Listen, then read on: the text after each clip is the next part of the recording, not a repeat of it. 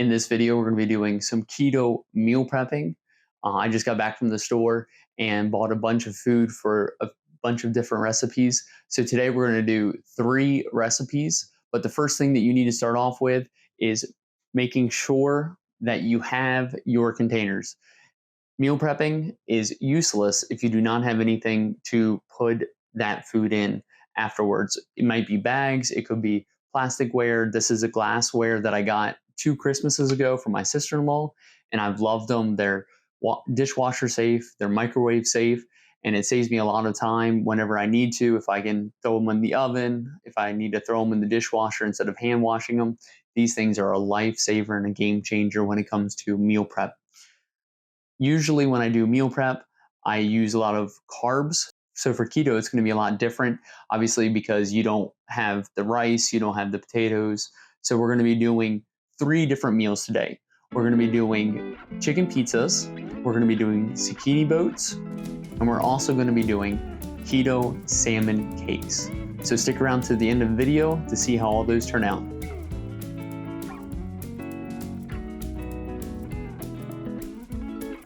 All right, to start off with, we're gonna grab ourselves a nice big chicken breast. And obviously you can see there's some big spots of fat on there, so we're gonna cut that off. Make sure it gets all of it off. And then, so we're making the chicken pizzas first. So we're gonna take a chicken breast and we're gonna cut it right in half. Be careful that you don't cut yourself while doing this. So we're going to go about that far because we're going to take that chicken breast and cut it in half.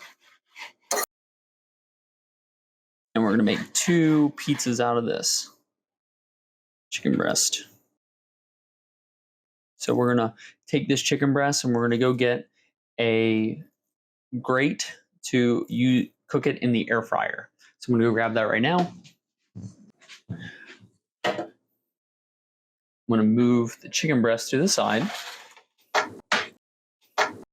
going to put the chicken grate in this pan so that if it leaks, it does not leak onto the countertop. So I'm going to take this, I'm going to go like that, and I'm going to put these 2 right on the pan like this. And so now we're going to go take them and you're going to pre-cook the chicken. Not fully cook it, but pre-cook it to the point where it's about 3/4 of the way done. So when you put the sauce and the cheese and pepperoni on top, it will cook the rest of the way and it won't burn. So we're going to take it and go cook it right now. This is the tag from the Aldi store. I bought 4 chicken breasts for $11.76. So they were pretty big chicken breasts. My wife usually tries to get the smaller ones. I got the bigger ones today. That's hence why we had to cut them in half. So for almost 5.5 pounds, it was $12. So it wasn't terrible for these chicken breasts, and we'll probably get at least 4 meals out of it, if not more. So that's about $3 at least a meal. So that's or at the most $3 a meal. So that's a pretty good thing. That is a pretty good price for our budget. When you are shopping for food, try to find the best deal. We usually get our chicken breasts from Sam's Club or BJ's, but we didn't do it this week. We just haven't been there yet. After it's cooked for about 8 minutes at 400 degrees, take it out. You see how it's brown around here and it's nice and golden, but it's not too well done. We are going to take the cheese and the sauce and everything and spread it all out evenly. We have a tray under here just to make sure that it catches all the sauce and everything so it doesn't get the countertop dirty. For our sauce and cheese, we're going to be using Ragu traditional sauce for our spaghetti sauce, or our pizza sauce, if you want to say that. And for the cheese, we're going to be doing mild cheddar from Aldi. We're going to top that on top of the chicken breast to make our pizzas, so that the chicken breast is going to be the crust. So that's going to be a protein-packed meal right there. And then the cheese is going to add another layer of protein on top of that. That ragu sauce is going to be the acid or the base for it, and it's going to taste so good. And then we're going to have the Then we got some pepperonis from Walmart, and they're going to be on top, and they're just going to be the chef's kiss to this meal.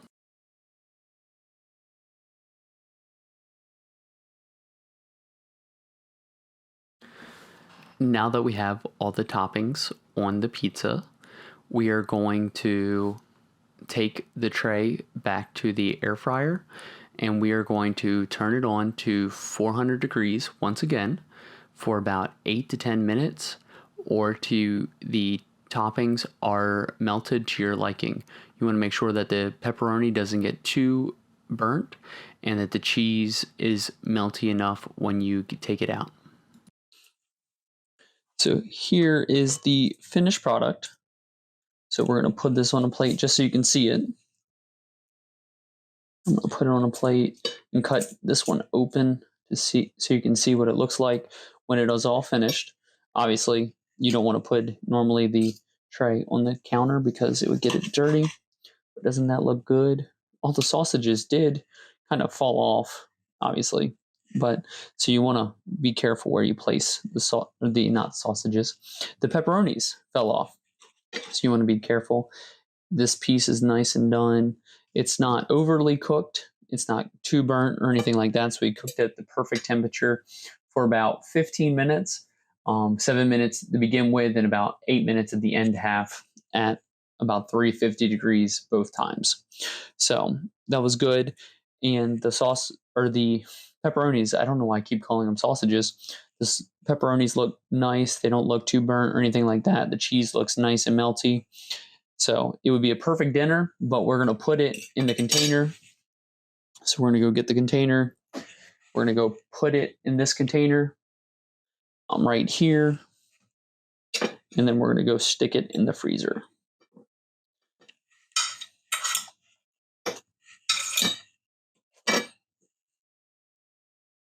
So this will be, if it was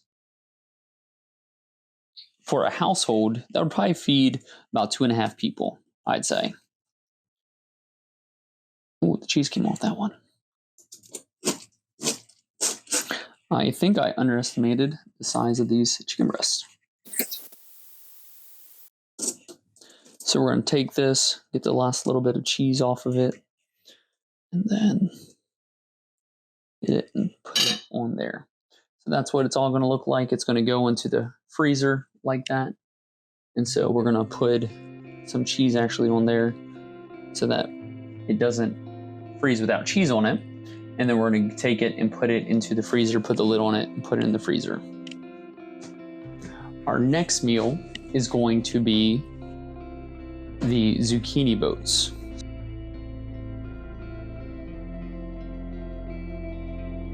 So now we're going to be doing the Zucchini Boats. So we're going to do instead of pasta noodles for the boats, we are going to do zucchini. So we're going to cut the zucchini. We're going to cut the tops off first. Of course, obviously, you should wash your zucchini before you do anything. We're going to cut them like that. And then you cut them straight down the middle. So we need to get some sharper knives around here, but just cut it straight down the middle. And set one set to the side. Cut the other set straight down the middle. All right. Once you have that done, take a spoon and you are going to just spoon out the middle. Now I would leave a little bit down there on this end so that it doesn't fall completely out.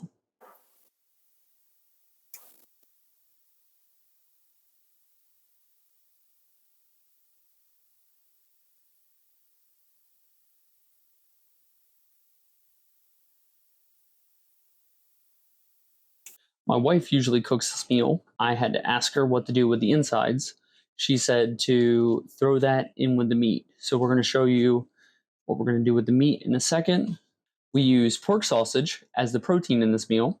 The pork sausage gives a nice flavor profile and is full of protein and good fats. As you can tell, our pan is a little steaming, a little warm. So we're going to throw our meat in there. Hear that nice sizzle. Whew. It is dinner time.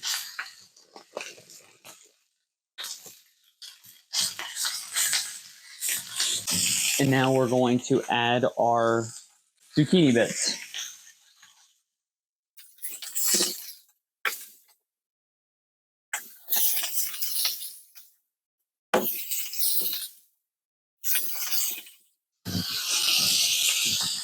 Doesn't that look good? Now we're going to take our spatula. We're going to smash it all up. Break it all apart because we want not to be one big clump, but we want it all to be nice little granules all together.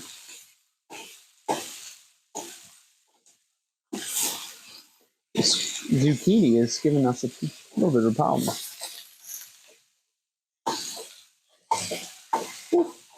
We had an escapee.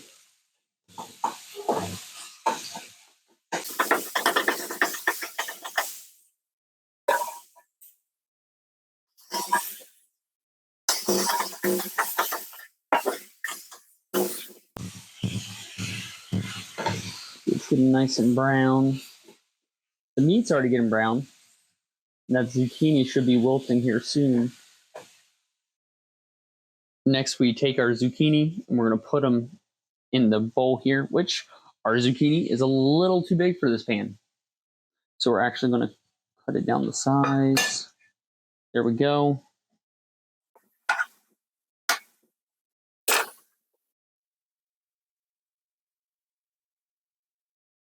And so this will be ready for when the insides are done.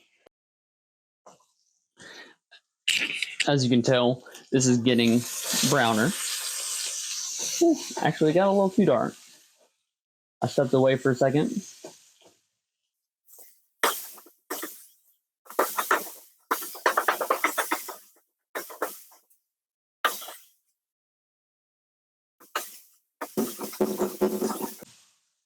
Now we're also going to preheat our oven to 350. Doesn't that look so good? Whew. I cannot wait for this meal. All right, now that that's done, we're going to take it off and we're going to add that to the rest of the meal. All right, so now we're going to add in the meat, the protein. We're going to add in our sausage and the insides of the thing, spread it all out. And then we're also going to add some cheese, as you can tell on the left, and some spaghetti sauce. I'm using spaghetti sauce from Aldi that I bought today. Then I'm using dairy-free cheese, so goat cheese for my wife. She is allergic to regular cheese. So spread that out there evenly. Nice looking food right there. So now we're going to put it in the oven. I'll see you in a minute. So now we're going to put it in the oven. Open the door here. Set it right here on the top shelf. And I would say that we're going to cook it for about 15 minutes. So we're cooking it for 15 minutes on 350. It's all packaged. We're going to put this in the freezer now so that we have it for future use, and I'm going to eat it probably sometime next week, probably Monday or Tuesday of next week.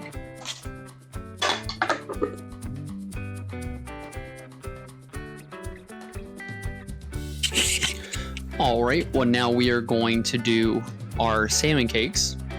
So now we have to take the salmon and you have to put it in the oven at 425 for a few minutes, cooking it so that it's done, somewhat done. And so we're going to take our salmon right now and put it in the oven. So here, while the salmon is cooking, here's the label from the salmon that I used. I got some Atlantic salmon from Aldi. So it was $9.19 a pound. So about $9 for the salmon that we're going to use for tonight's dinner.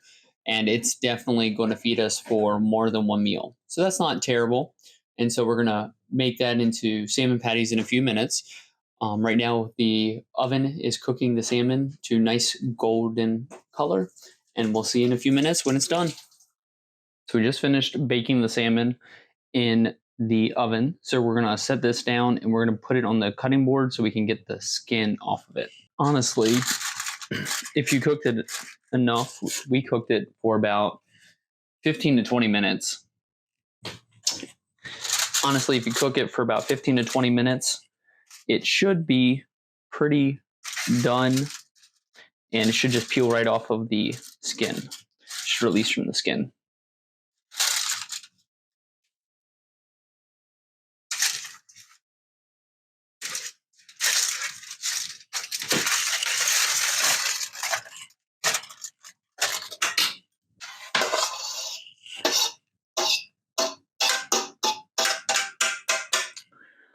So there you go. We have the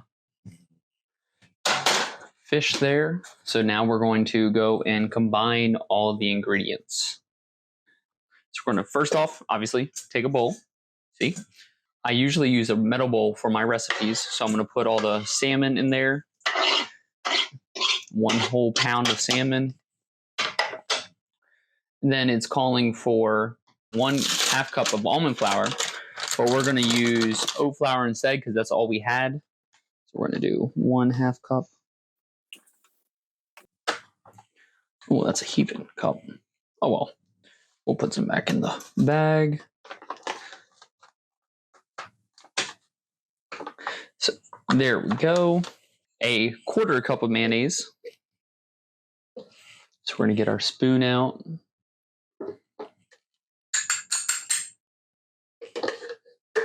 We are using, for today's recipe, we are using Hellmann's vegan mayonnaise, or vegan dressing if you want to call it that.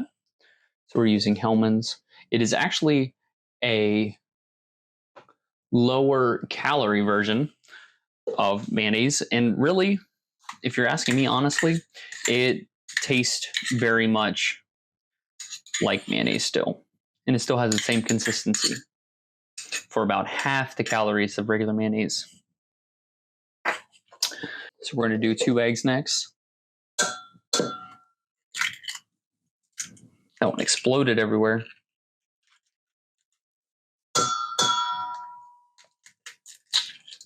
We're going to do 2 tablespoons of fresh parsley. Seems like a lot of parsley, but we'll see what it tastes like. There's 2 tablespoons of dill.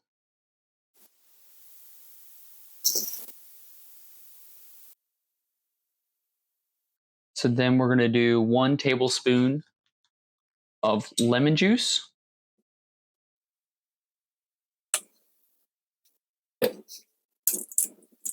One teaspoon of salt.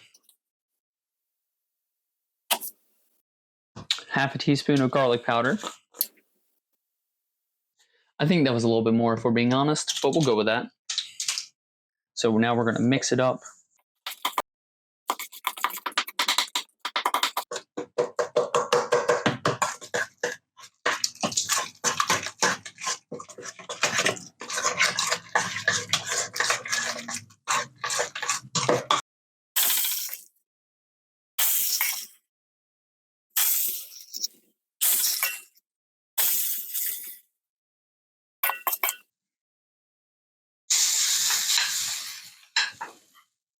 The recipe said to call 3 to 5 minutes. I'm cooking it on 6 heat on my oven, and I've been flipping it about 1.5 minutes into cooking it.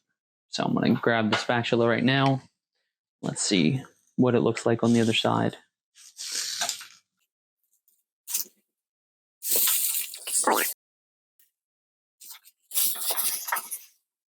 It might be a little bit runny still. might be flipping them a little bit prematurely, so I'm going to wait for a second.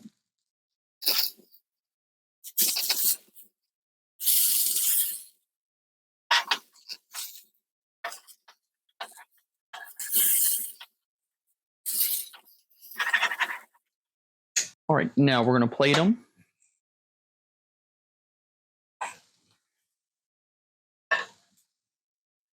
Ooh, nice golden brown. And that looks so good.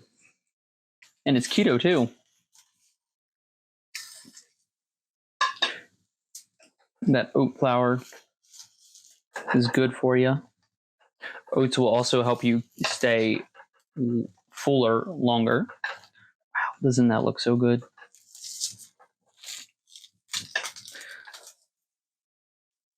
Now that we got these on a plate, we're going to let them sit for a few minutes so they can cool down. And then we are going to put them in a container and throw them in the freezer as well. So now we're going to try the salmon patty. Doesn't that look so good? You can see everything there. The salmon, I tried the salmon patty I gave to my wife. She said she loved it.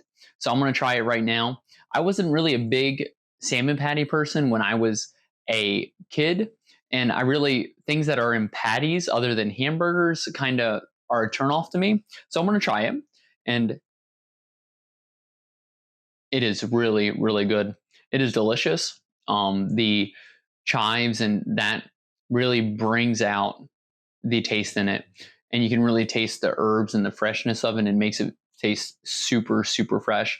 I don't know about if it was in the canned version, but this fresh salmon, it is the bomb. So you should really try this recipe as a keto recipe. And if you enjoyed this content, just like and subscribe, and we'll see you in the next video.